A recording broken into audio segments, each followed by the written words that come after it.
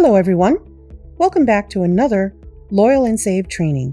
Today we'll be going over the loyalty settings. To get started, after you've logged on to the control center, we're going to click on Settings and then Loyalty.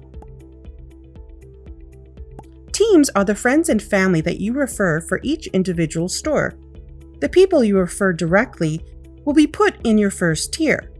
When your first tier recruits friends of their own, those recruited members will be your second tier. When your second tier refers their friends, those recruitments will be your third tier, and then so forth and so forth, all the way down to 5 tiers.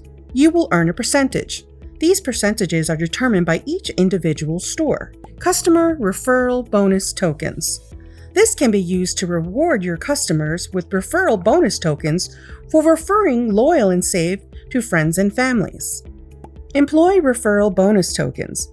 These can be used to reward your employees with bonus referral tokens for referring Loyal and Save to your store customers. Inactive months. If a team member has not been to your store for a while and you want to stop them from accruing team rewards, you can set an inactive period. This does not delete their points or their account, and once they make a purchase at your store again, their account will be reactivated.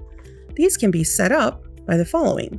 You can disable them 1, 2, 3, all the way up to 1 year.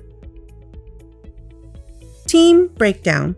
Here you can manage a token trickle where each level is awarded a certain percentage after the customer accumulates reward tokens.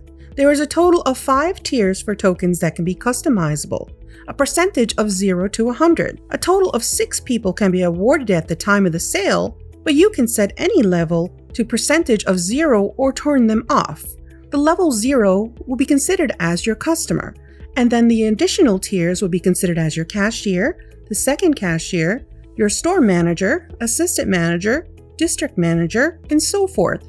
When a customer processes a return, you can choose how many tokens to reverse when a team member is involved in the return.